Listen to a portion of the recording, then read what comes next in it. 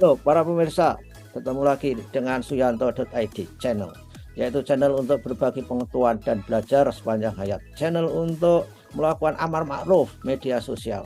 Karena media sosial kita banyak konten yang tidak mendidik berseliweran di seliling kita. Jadi ini merupakan konten alternatif bagi kita semua.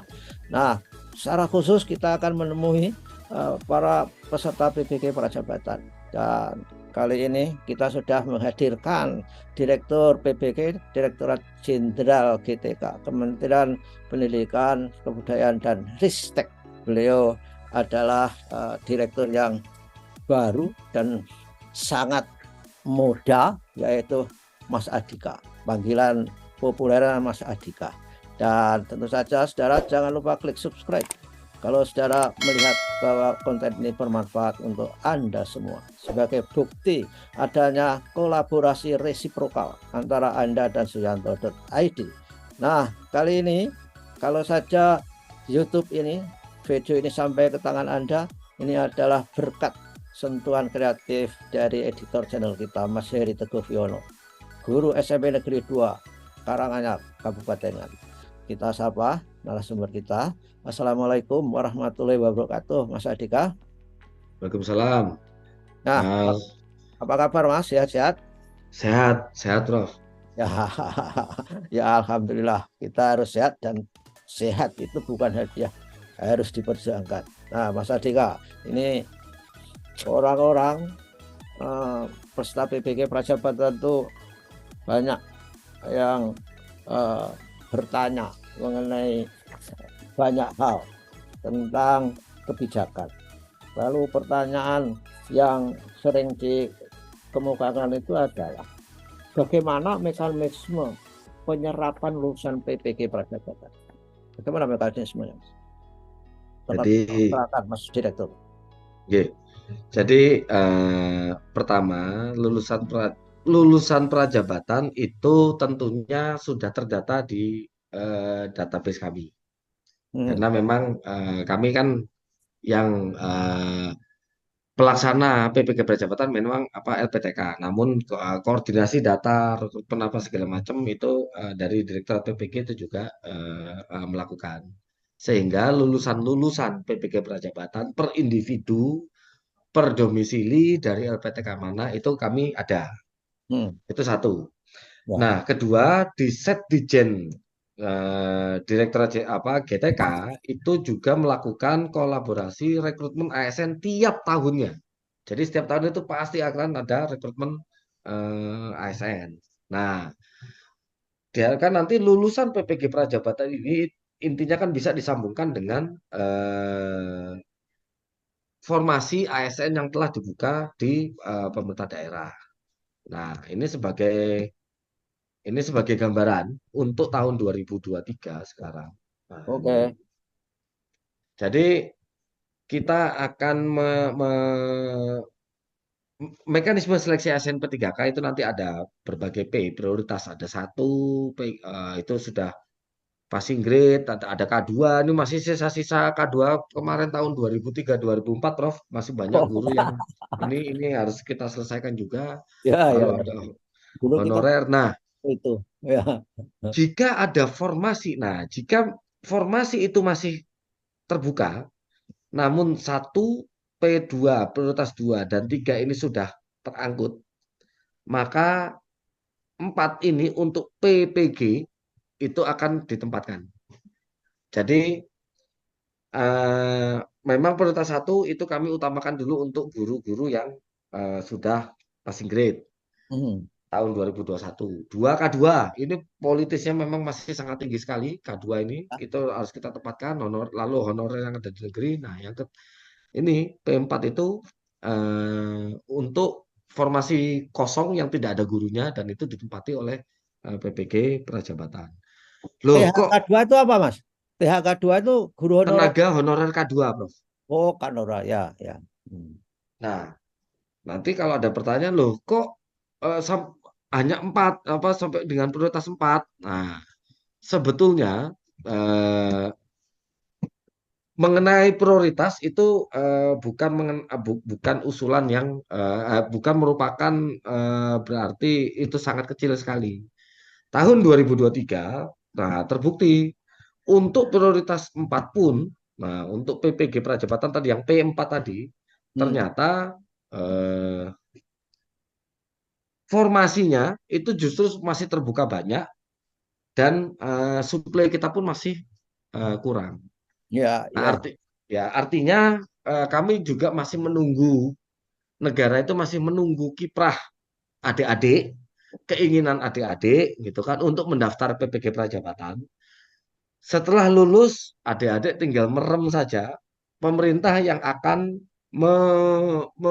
mengatur, memanage, Hmm. mengarrange Anda kira-kira akan mendaftar di subjek dengan prodi yang linier itu ada di mana, dibuka oleh pemerintah daerah itu ada di mana, dan tinggal daftar. Nah, kenapa saya bilang tinggal daftar? Karena di Kemenpan sendiri sudah memberikan dalam regulasinya mereka sudah dibilang bahwa individu yang telah memiliki sertifikat pendidik akan diberikan afirmasi 100%. Menpan, Menpan itu dalam bentuk apa, Mas? Kebijakan Eh, seperti itu. Keputusan Permenpan, menteri atau? Permenpan. Oh, Permenpan. Oke. Ya. Oh.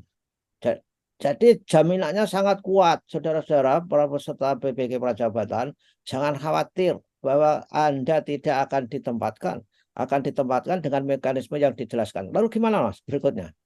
Ah, lalu yang kami minta memang kesediaan para pengajar ini rela ditempatkan di mana saja. Jadi seandainya ada orang Medan misalnya, ada orang Sumatera Utara, namun pada waktu tahun tersebut 2024 atau 2025 atau kapanpun itu, mungkin di Sumatera Utara atau daerah sekitarnya belum membuka formasi atau jumlah formasi sebut saja misalnya bahasa Inggris itu sudah over supply di daerah tersebut.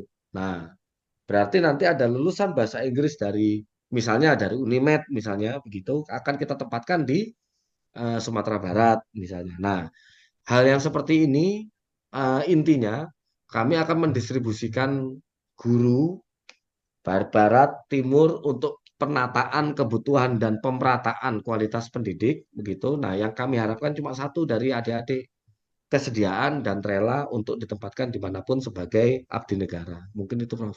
Ya, itu nanti dalam proses itu ada pendataan ulang nggak? Mereka harus mengisi apa formulir di online, mengisi form di. Oh, ya. Eh, ad- Mereka harus tetap mendaftar. Nah, jadi Oke. kalau menurut Kemenpan, pendaftaran ulang, pendaftaran ulang di di SSCASN itu merupakan eh, mereka melihat dengan mereka mendaftar itu berarti ada keinginan. Ya, Jadi ya. bukan langsung ditempatkan begitu. Nah, Ya, kalau ya. langsung ditempatkan nanti takutnya negara di peta kompli. Saya Hmm. nggak daftar kok tahu-tahu saya ditempatkan di Kalimantan misalnya gitu kan. Nah, jadi memang harus ada pendaftaran.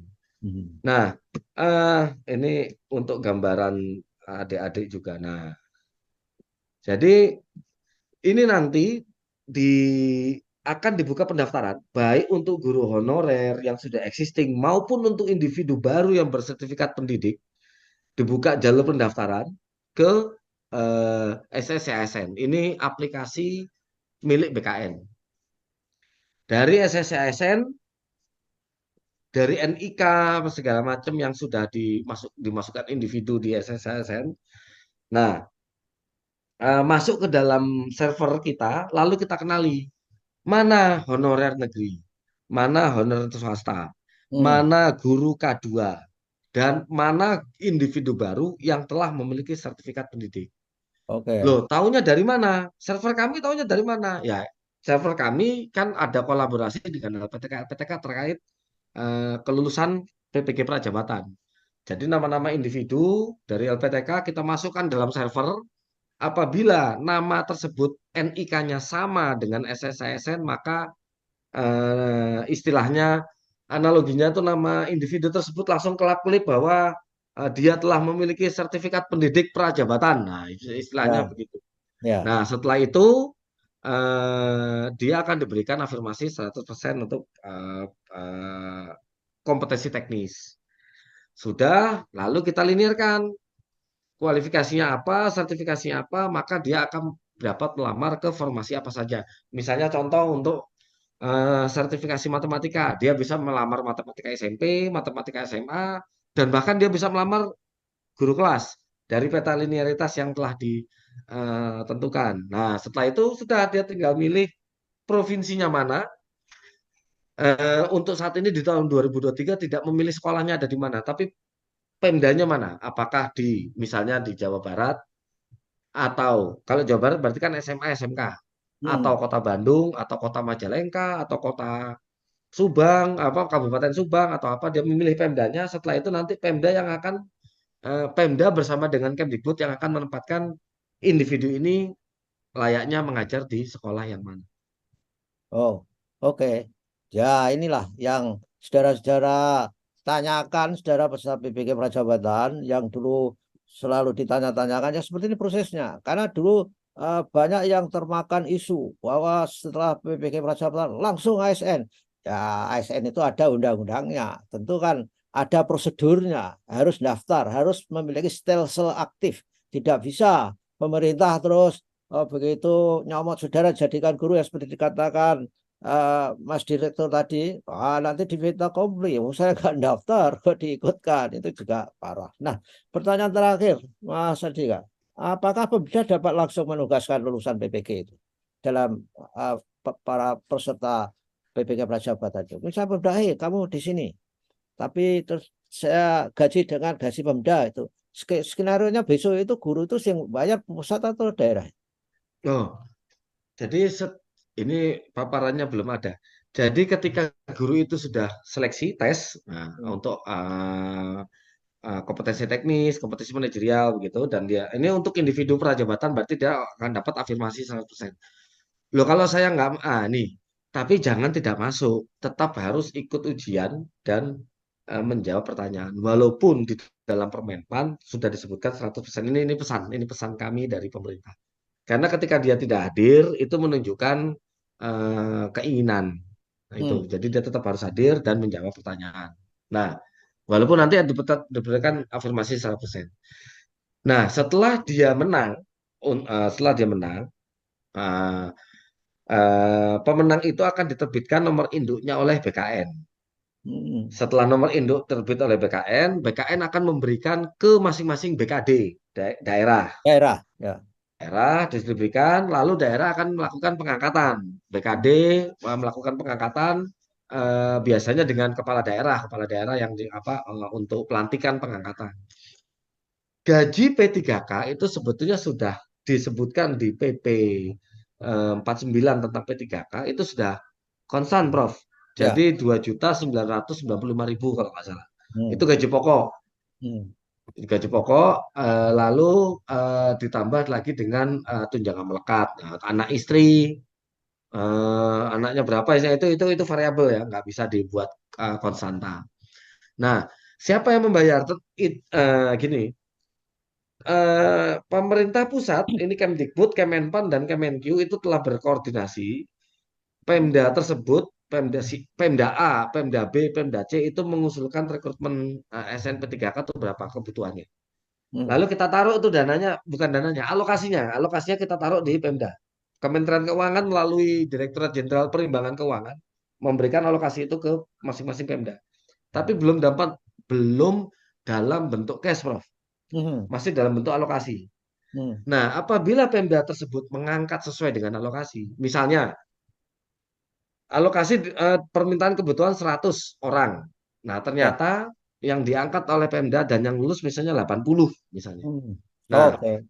nah Kementerian Keuangan tidak segera mentransfer 80, tapi ketika si Pemda itu mengangkat dan memberikan gaji pertama untuk 80 orang tersebut, ada laporan, baru si Kementerian Keuangan melakukan reimburse.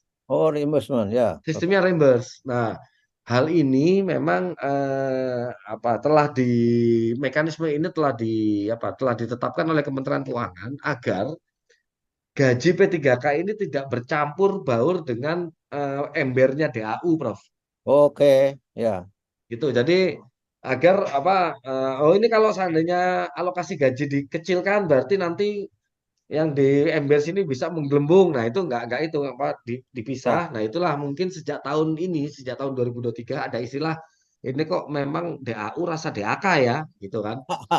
Ya. Nah, tapi memang agar keinginan kami agar gaji para guru ASN P3K baik yang lulusan dari PPG individu prajabatan maupun dari honorer itu tidak tergabung dengan ember DAU pembangunan, rehab dan lain sebagainya. Jadi sejak awal uang itu sudah di earmark, dikunci khusus untuk gaji guru itu ya. Betul, Prof. Dikunci dengan sistem reimburse. Oh, Jadi dengan kalau nggak diangkat ya uangnya nggak ditransfer.